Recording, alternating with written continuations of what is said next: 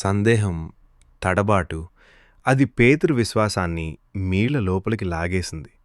అసలేం జరిగింది? ఒక రాత్రి చీకటి దట్టంగా ఉంది. గాలి బాగా వీస్తోంది. సముద్రం మీద యేసు శిష్యులు ఒక పడవలో వెళ్తున్నారు. అలలు భయంకరంగా కొడుతున్నాయి. పడవ ఊగిసలాడుతోంది.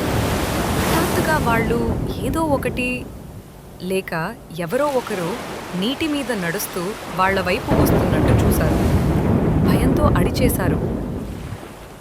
కాని యేసు గట్టిగా అన్నాడు, ధైర్యం తెచ్చుకోండి, నేనే. పేతురు ముందుకు వచ్చి గుండె దడదడలాడుతూ అడిగాడు, ప్రభూ, నీవే అయితే నన్ను నీ దగ్గరికి నీళ్ల మీద నడిచి రమ్మనండి. పేతురు, రా. పేతురు పడవ దిగి నిజంగానే నీళ్ల మీద నడవడం మొదలెట్టాడు. కళ్ళు యేసు మీదనే పెట్టుకుని ఒక్కో అడుగు అద్భుతంగా వేస్తూ వెళ్ళాడు. కానీ ఒక్కసారిగా గాలివైపు చూశాడు. పెద్ద పెద్ద అలలు, గర్జిస్తున్న తుఫాను చూసి భయం పూర్తిగా ఆవహించింది. వెంటనే మునిగిపోవడం మొదలైంది. ప్రభూ, నన్ను రక్షించు. వెంటనే యేసు చేయి చాచి పేతురుని పైకి లాగాడు.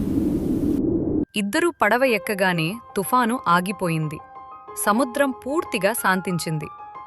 శిష్యులంతా మోకాళ్లపై పడి నమస్కరించి అన్నాడు, నీవు నిజమైన దేవుని కుమారుడివే.